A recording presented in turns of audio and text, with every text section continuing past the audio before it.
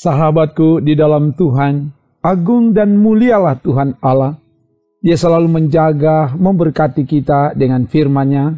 Karena itu, mari siapkan waktu untuk beribadah, menyembah dan memuji Tuhan dengan pujian. Ya Yesus, ku berjanji.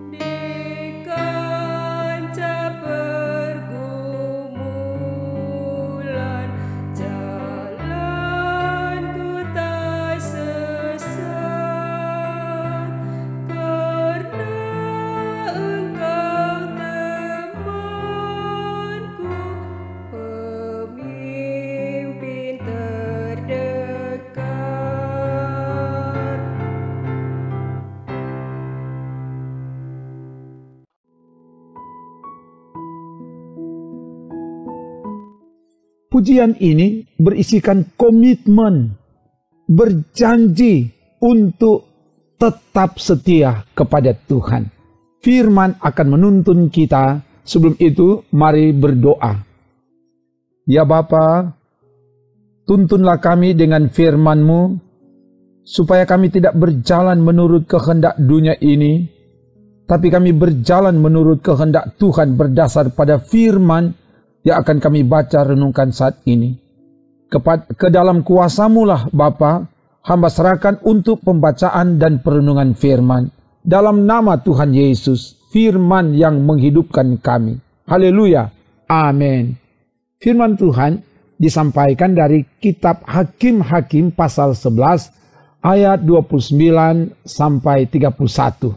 Begini dikatakan. Lalu roh Tuhan menghinggapi Yefta.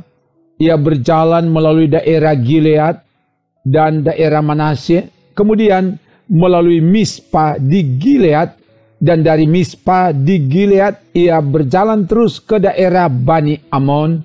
Lalu bernasarlah Yefta kepada Tuhan, katanya, jika engkau sungguh-sungguh menyerahkan Bani Amon itu ke dalam tanganku, maka apa yang keluar dari pintu rumahku untuk menemui aku pada waktu aku kembali dengan selamat dari Bani Amon, itu akan menjadi kepunyaan Tuhan, dan aku akan mempersembahkannya sebagai korban bakaran. Demikian firman Tuhan. Sahabatku di dalam Tuhan, tema renungan ini, mengapa bernasar? Bagian firman ini memberitakan ketika Yefta diangkat menjadi kepala dan panglima untuk memimpin orang Israel melawan Bani Amon, Yefta membawa seluruh perkara itu kepada Tuhan. Nanti lihat Hakim-Hakim pasal 11 ayat 11. Roh Tuhan menghinggapi Yefta ayat 29. Artinya keterpilihan Yefta menjadi panglima untuk memimpin dan membela saudara-saudara sebangsanya itu atas kehendak Tuhan, dan ada jaminan penyertaan Tuhan dalam melaksanakan tugas itu. Dan karena itu Yefta melaksanakan tugas itu dengan semangat, sekalipun mereka pernah menyakitinya. Dia tidak mendendam, dia pemaaf dan pendamai. Mengawali pelaksanaan tugas itu, ia menyelidiki setiap tempat dan menyerahkan serta bernasar kepada Tuhan.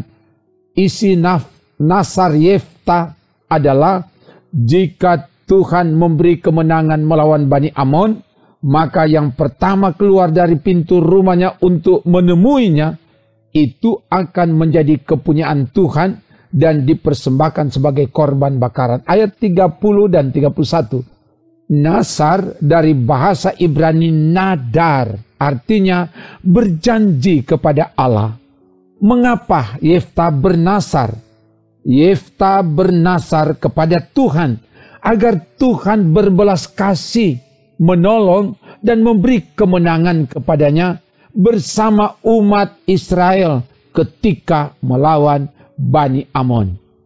Keluarga yang diberkati Tuhan, sebagai keluarga Kristen, sebagai orang beriman, apa yang hendak dilakukan setiap hari dalam pelayanan, dalam pekerjaan, bahkan dalam menghadapi segala perkara, haruslah sungguh-sungguh kita bawa, kita serahkan kepada Tuhan seperti Yeftah, sehingga roh Tuhan menyertai dia. Dan kalau roh Tuhan menyertai, maka apapun yang akan dikerjakan, apapun yang akan dilaksanakan dengan baik, benar, dan jujur, pasti sukses. Masalah apapun yang dihadapi pasti dikuatkan, pasti ada jalan keluar, dan ada kemenangan yang dari Tuhan. Selanjutnya, kita diingatkan kalau bernasar harus dipertimbangkan dengan matang. Jangan terburu-buru, jangan karena emosi, harus dalam tuntunan Tuhan. Sebab ketika bernasar, nasar itu harus ditepati seperti Yeftah. Kita bernasar kepada Tuhan supaya Tuhan mengasihani, menolong, dan memberi kemenangan. Sebagaimana tema renungan ini, mengapa bernasar? Dan ketika bernasar, ketika berjanji kepada Tuhan, kita harus lebih setia kepada Tuhan. Sebagaimana pujian tadi, dan wujud setia kepada Tuhan. Kita setia kepada pasangan masing-masing, setia kepada gerejanya Tuhan, dan setia melaksanakan apa yang telah kita nasarkan kepada Tuhan. Semoga demikian. Haleluya. Amin. Mari berdoa. Terima kasih Bapa, oleh pertolongan-Mu firman telah diberitakan, dan karena itu biarlah firman ini bukan sekedar diberitakan, tapi firman ini mengingatkan dan mendorong kami untuk tetap membawa semua perkara, menyerahkan itu kepada Tuhan. Apapun yang harus kami kerjakan, apapun yang harus kami lakukan di hidup ini, dan apalagi ketika menghadapi pergumulan, biar kami diberi kekuatan dan diberi kemenangan oleh Tuhan dalam nama Yesus. Dan diberkati semua keluarga-keluarga, bahkan pribadi-pribadi yang dengan tetap tekun setia beribadah ke Tuhan dimanapun mereka berada. Hamba tumpangkan tangan saat ini dalam nama Yesus. Biar Tuhan jamah supaya setiap orang yang selalu datang kepadamu tidak pernah dikecewakan. Mereka diteguhkan iman, mereka dikuatkan yang lemah, mereka diberi pertolongan, kesembuhan yang ajaib ketika bergumul sakit. Tuhan tolong, Tuhan yang bertindak, beri jalan keluar, beri kemenangan kepada kami, dan beri berhasil semua yang mau dikerjakan, mulai dari dalam rumah, bahkan juga di tempat di mana kami melayani, di tempat di mana kami bekerja, supaya semua dapat dilakukan dari dan di dalam pertolongan Tuhan, dan Tuhan diagungkan, dimuliakan. Dalam nama Tuhan Yesus, kami doa bersama.